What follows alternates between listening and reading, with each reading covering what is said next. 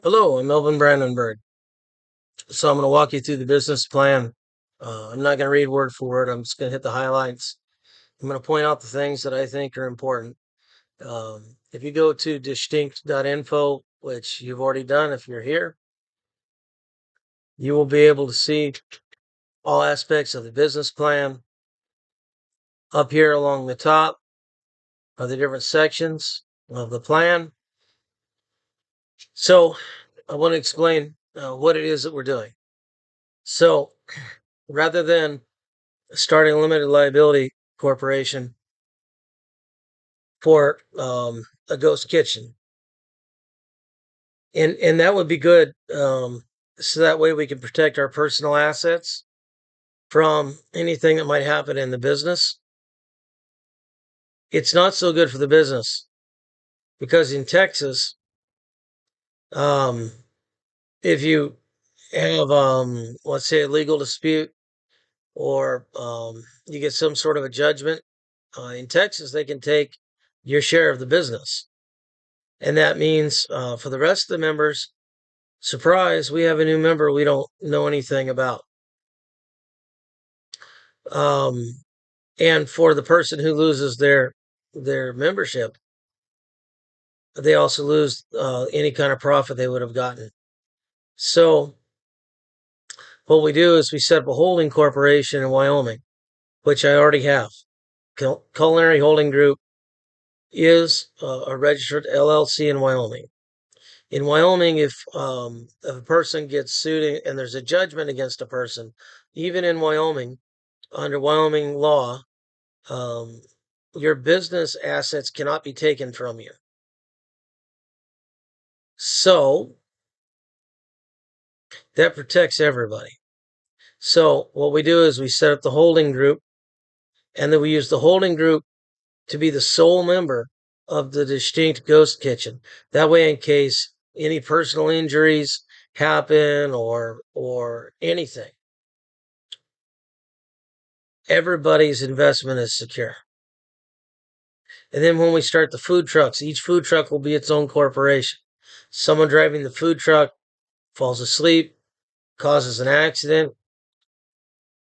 Well, only that food truck is at risk.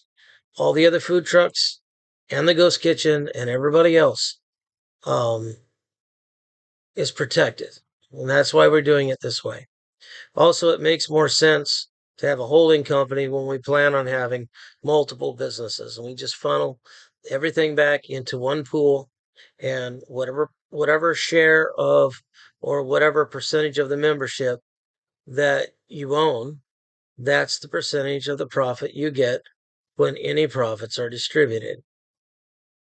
Okay, so we're going to get together at the end of June, and we're going to register the LLC the first week of July, and that's our starting membership. I'm selling off 40. I already have 100% ownership of Culinary Holding Group because I'm the one that established it.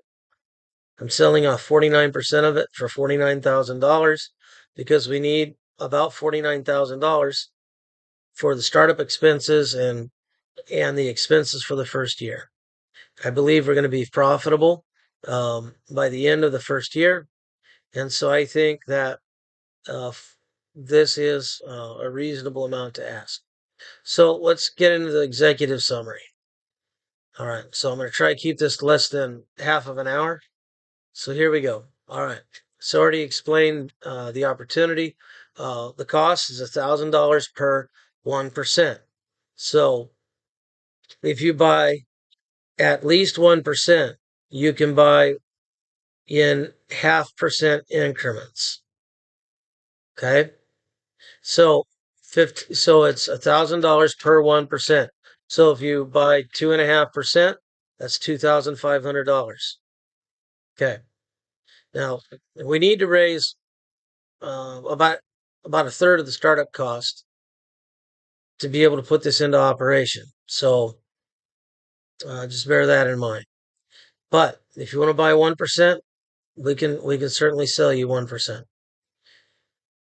All right, so phase 1 is already done, established the holding company. Phase 2, we established the ghost kitchen. Okay, so we're going to use funds from Culinary Holding Group, issue a line of credit to distinct ghost kitchens, start that up. As that becomes profitable, that money gets returned back to the holding group. So we then have funds again to go and start the catering. And as that gets paid back, we have funds to then go and start our first food truck. Maybe we'll start with a trailer because they're easier to get into. But eventually we'll use regular food trucks. All right. So those are the 4 phases. I would like to have lots of food trucks. That is where the profitability is. If we can get multiple food trucks out there operating, we're going to make a lot more than if we just have a ghost kitchen.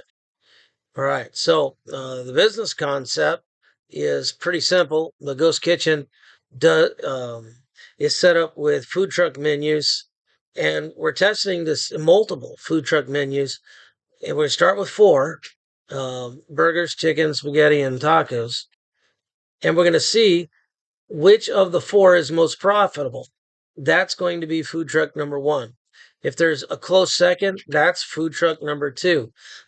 As we go along, we continue to add menus till we get to about 10 menus. And that way we can see what people actually want out there. All right. So we're going to have high quality. So the burgers, everything's high quality. So the burgers are 100% organic. The buns, the condiments, the toppings, the meat, the cheese, the whole 9 yards. Okay, I've already costed it out for that. And we can make a profit at selling them for $17 for a quarter-pound burger.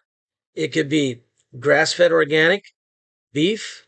We can do venison, elk, bison, wild boar, make that into bratwurst ourselves. And it'd be like a bratwurst on a bun instead of a bratwurst on a roll. That's the idea with that. So each patty, each different kind of meat will be its own unique burger. And so they'll have its own unique name. The branding iron for the beef, the branding irons for the cattle, the Bambi, the deer, stag, that'll be the elk, the whole hog, wild boar, the joey, kangaroo. I don't think we'll sell a lot of kangaroo, but I want it on the menu because it grabs attention. Okay, it's more of a hook than anything else. But if we sell a lot, great, because kangaroo meat is delicious. All right. We've fast Italian, but we'll do our own pasta. Sauce is made when they're ordered. It doesn't take long to whip up a sauce in a saute pan, throw the pasta in there, toss it, put it in the container, send it out the door. It's pretty easy. All right. And then tacos, taco love, tacos, burritos, enchilada, nachos. Think Torchy's tacos, Velvet Taco. They're not authentic at all, but they are certainly delicious and they sell. And that's what we're going for. All right. All right. So you can read more on the product descriptions, given a basic overview on that. All right. So lots of people use meal delivery. A lot more will use meal delivery as time goes on. The meal delivery space is expanding. What's offered is improving in quality and variety. And over time, we'll see growth and we'll be part of that sector. So we should enjoy some of that growth. I looked at competition. I did a top 10 Yelp.com search. I looked at what was in the Fort Worth Foodworks building. I looked at all the different brands that were out there. I ignored anything under 3.5 stars. And because we're not going to operate on that low of quality, we're 4.5 to 5. That shooting for 5. If we get to 4.5, we're still doing better than Grumps. So that's the goal. We're going to compete on quality and value rather than price. Okay. Table 2, shows how we're different in some major ways. I go through with information I got from the Fort Worth Food Works website as to who's in the area, the demographics of all of that. All right. And then I explain my reasoning. Now, there are just over 5,300 meal delivery restaurants in Fort Worth, but we're not covering all of Fort Worth. We're covering a 7-mile area because that's where the meal delivery will take it. So that means we only have 1.3% of the competition to worry about. I think, or another way to look at it, we are only 1.3% of the competition. So I applied that to the numbers I gained from the FWFW website and through Grubhub and all of that. I explained the process in here, and I use those for the basis for my projections.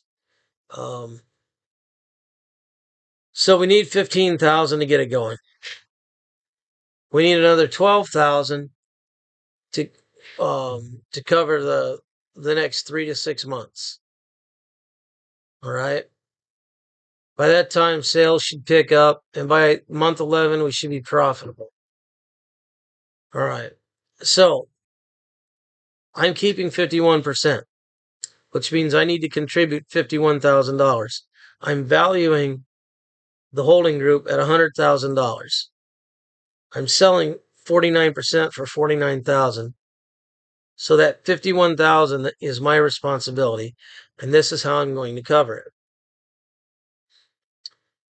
$12,000 is going to come from monthly contributions of $1,000 or more,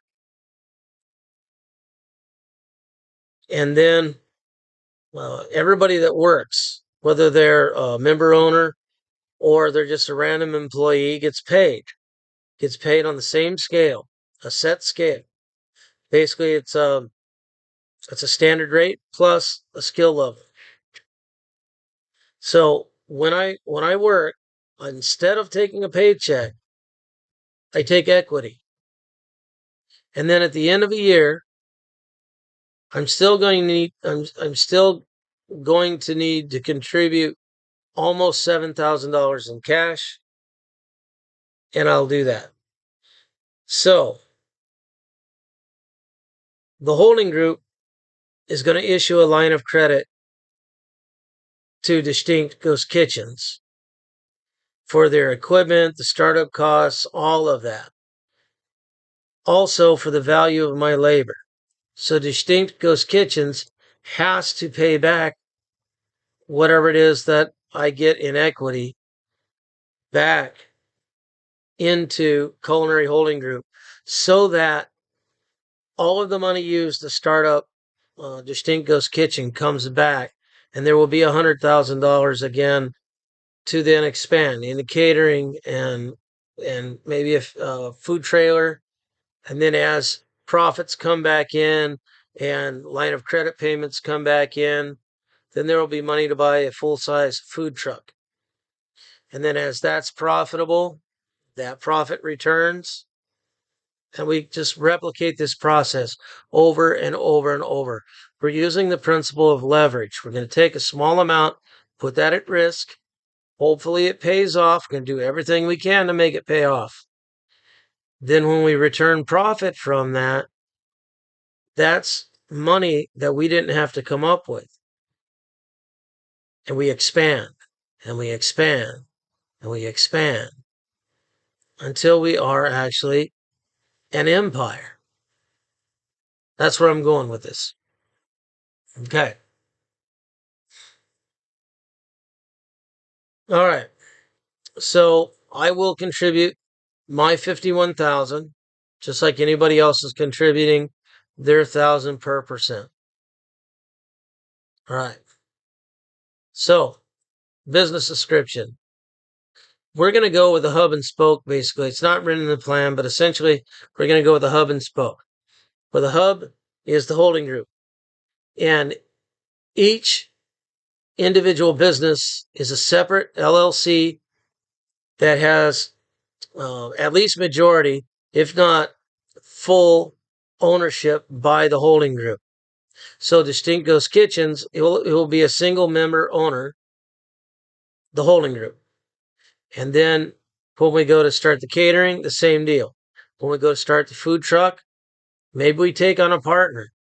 Maybe one of us buys in to that particular food truck just to get the process going. Maybe we don't quite have enough to get that going, but we would like to. So then we open it up for, just like I'm opening Culinary Holding Group up for investment. Maybe we can attract investment and get that going. And then the next one we do fully funded by Culinary Holding Group. And we keep going. We keep expanding this.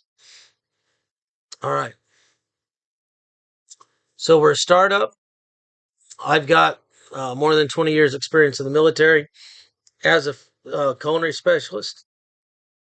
More than 10 years, been a senior NCO. I've run significantly large events. I also understand how to run a kitchen.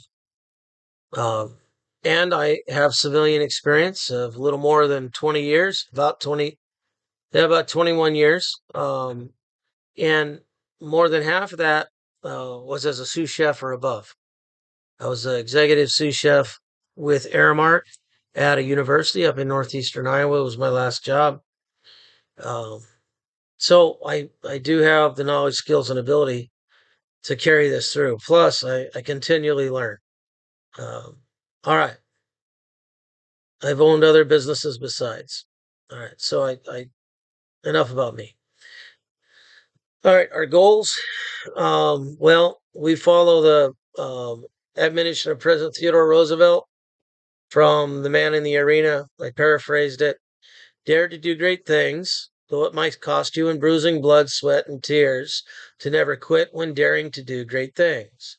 That if we should fail in the pursuit of a worthy cause, but succeed despite the odds, never ever quit.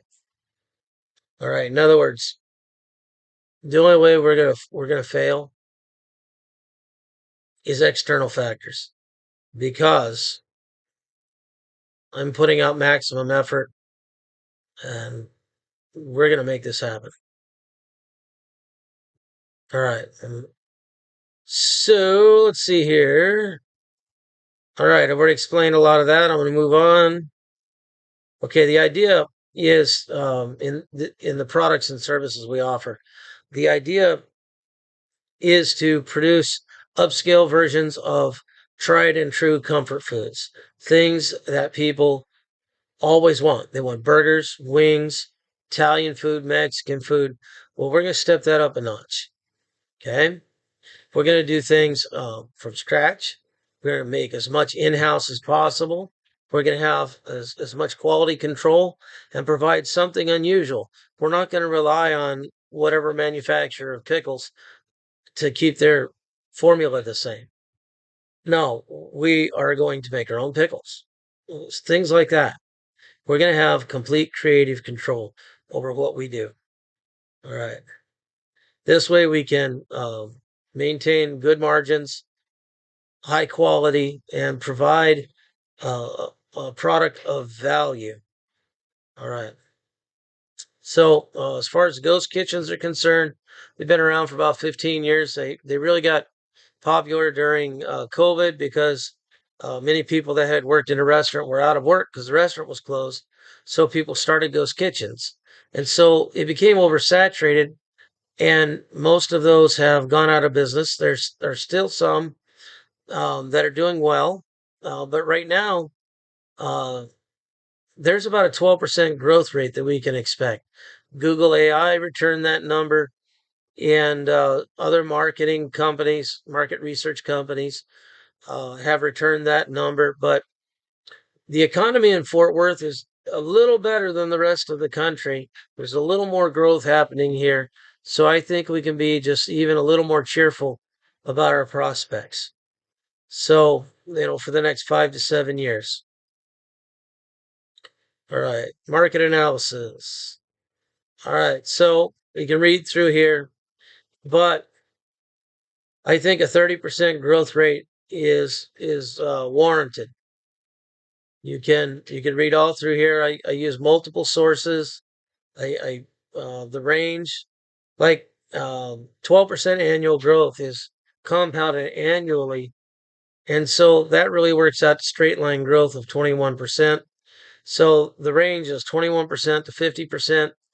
Two different research companies come up with those numbers.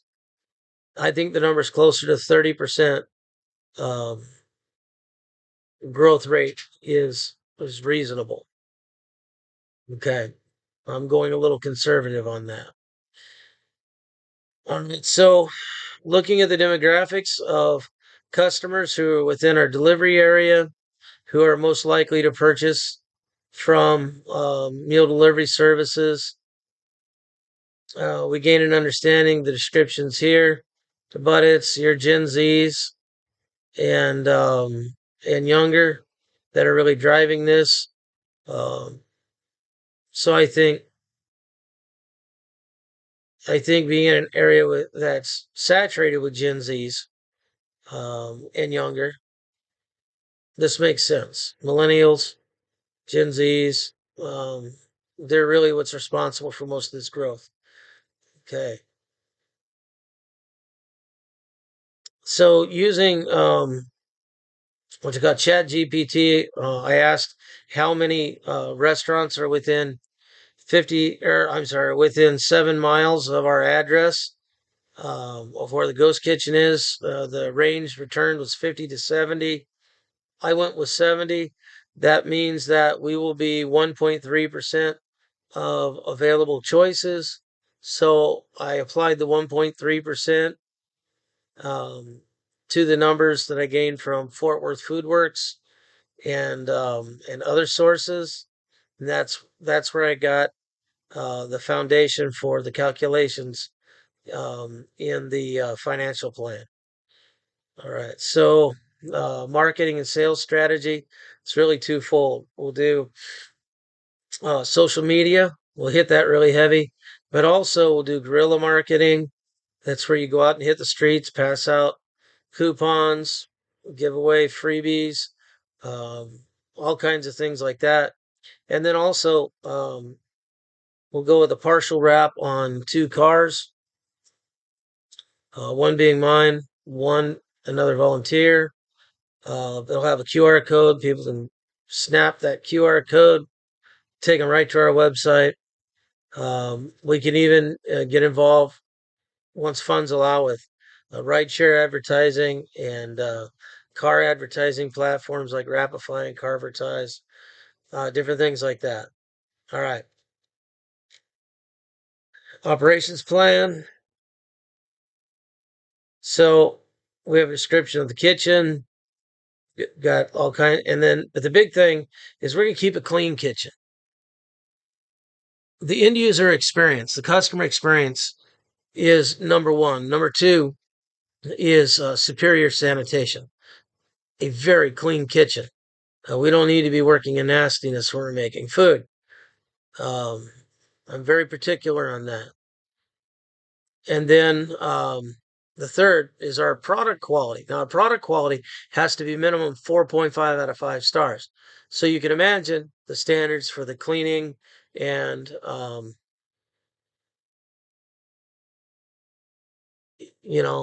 and the customer experience. So, all right. So Melvin's getting a little tired. Had a long day, but that's okay. We'll drive on. All right, here we go. So our menu and ingredient sourcing, we're buy local as much as possible. We have things like Costco Business Center, Restaurant Depot, Webster, Sam's Club, Wild Forks, other vendors. We have lots of vendors in the Fort Worth Metroplex. We even have vendors if we want to do seafood that we can get seafood that came off the boat this morning. They can have it to us by mid-afternoon. So we have excellent local sourcing. Okay, here's the menu. You can read all that if you want. With everything, there's a kid size, a light eater size. So even people that don't want a big burger can still find something that they would like. All right, so we are going to have 2 or 3 people in the kitchen at all times. Accidents happen. You don't want to be by yourself. But people working need to be paid. Now, if it's people we just hire, they're going to get paid. If one of us is in there working, that's a member owner, or even 2 of us, we get paid. Okay, the worker gets paid. Now the owners get profit, but if the owners are working in the business, they need to get paid as an employee. Right. Now, as luck would have it, part of that $51,000 that I'm going to provide is going to be labor. So here's how it works out. So if you think about it, a dishwasher really it doesn't require any skill to do that job. But somebody who's a prep cook, it does take a little more skill. Somebody who can work on the line with a little help brings more value. Someone who can work independently, even when it's busy, but they bring more value because they do a better job. They improve the customer experience. A sous chef, that's basically leadership and supervisory or management level. They have greater responsibilities, so they have another skill level up. And then the executive chef has got the greatest skill level. So I'm going to start out the executive chef as as staffing allows. I would like to step away from that and move into driving value for business and getting into sales and customer development and things like that. Because that's as talented as I am in the kitchen. Customer acquisition is where my talents lie. I'm really good with people, and I understand what people want when I speak with them. I can empathize, and it helps me to bring greater value to the customer, which returns value to us. So that's where I want to go. But whoever's working gets paid. That's the deal. Now, so each skill level is worth $1 an hour. So skill level 3 is an extra $3 an hour. Skill level 5, it's an extra $5 an hour. So what that baseline is, we'll have to discuss that. But the baseline right now is a line cook makes about $15 an hour. So if we take the 15 minus 2, that's 13. So the yard cook would make 12 and the dishwasher would make 11. So dishwasher gets no skill level bonus, so they make the 11. The yard cook makes 12. Line cook makes 14. Lead cook 15, right? 16, 17. But that's a little low for the executive chef and the sous chef. So we have to talk about this and decide where we want to go with this. Okay. So we're going to comply with all the health and safety regulations. Here's how we're going to do it. Hazard analysis critical control point program. In other words, we're going to look at our risks and find ways to lessen our risks, to mitigate those risks without impacting our productive capacity. And then essentially during the upcoming school year, I'm going to be a teacher.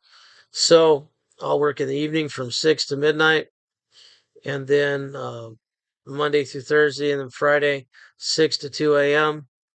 Saturday, be back in at 10, work until 2 a.m. And Sunday closed. I got to rest. And then we got to get in the kitchen, got to deep clean it because sanitation standards are important. Our financial plan. Okay, over the course of a year, we're going to need a little money. Okay? So we need $47,000 to start up. That's why I'm selling $49,000 worth of the company, is to raise this capital right here. Now, some of this capital is going to come from my regular contributions each month. Some of it's going to come from, from other sources, but essentially we're trying to raise this money. If we can get to 15,000, we can open, but we still have to try and reach this number to create a comfortable cushion of cash for unexpected things. Like we might find a pressure fryer for $5,000. We want to act on that immediately because they're 15,000 new. That would save us $10,000 in the long run. That's why we want to have a cushion of cash so we can take advantage of opportunities as they come along. All right. So here are salary and labor, our labor and salaries and our cost of goods sold. We're using the 4-to-1 formula. In other words, you multiply cost of materials by 4. That's your cost of goods sold. You multiply that by 4. Labor should equal cost of goods sold, should not exceed cost of goods sold. So that's why these numbers are the same. This is an estimate. Okay, I want to put 1,000 on marketing, so we can drive as much traffic to our restaurant as possible. We got our permits, licenses. The filing fee is $300 in Texas. The lawyer's fee is $99. Our ghost kitchen lease expense is that.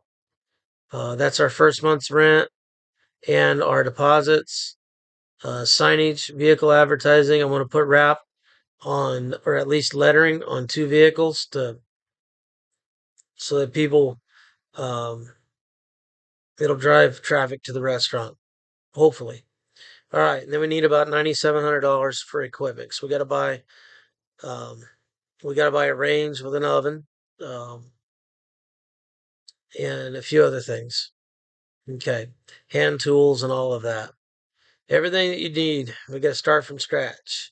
So it's a little bit of an an upfront cost. All right, all of this you can read on the website for yourself. But I want to point out where it is. Here it is. So the EBITDA, that's a measure of valuation. And so somewhere between, where is it? 2028, 2029, Ghost Kitchen's worth 100,000. And then that's its net value. And then you go out another year, its net value is over $250,000. It's because in this year, you notice there's a drop. In this year, we're going to put a focus on marketing, and we're going to put a focus on expansion, and we're going to drive our productive capacity so that we can start achieving some bigger things. These first couple of years, this is us getting our feet wet. This is us trying a few things. We might make a mistake here or there. We'll find some successes here and there. But in this third year, that is where we're going to want to leverage what we have for something greater. Okay. All right. You can read through that yourself. Conclusion. The big thing is, I go through here and I make the case that we have an improving economy. It doesn't look like it right now. But here's how I make the case. If you look at the Dow Jones Industrial Average, the graph, from 2017 to 2021, those were the current president's first term. That growth rate was the highest of any Republican president, and it was in the top 5 of any president. But there's a precipitous drop about halfway through, because that's when he started imposing tariffs. And there was a bunch of uncertainty, and everybody freaked out, sold their stock. It's kind of like what's going on right now. But take a look what happened from that point to the end of that administration. It was an incredible period of growth. Now, right now, things are kind of rocky, but we are in the same sort of position as we were during that first term. I think what we're going to see the same thing happen. And if we get in now, we put ourselves, we position ourselves um, to take advantage of growth in our economy. Because people with extra money are looking for experience. They're not basing their buying decisions on price so much as they are experience. Is it a good experience? Do I like this? Does this taste good? Is this delicious? Is it the best thing out there? And that's what we want to be. That's what we're going to do. And so if we put that kind of product in a position with an expanding economy, that's an argument to go ahead with this project. So that's what I'm looking at. And so I'm looking for partners and angel investors who want to take advantage of that with me. So I'm going to leave it right here. It's a little more than half an hour, but I think I shared enough. Oh, you definitely, if you have questions, you can contact me through here, and um, I will receive your message. Yeah, and I'll respond rather shortly. I work during the day, so it'll be in the evening when I respond. All right. Any questions? Like I say, reach out to me. And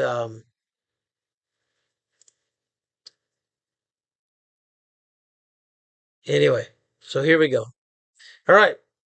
Thanks for listening to me. Have a good one.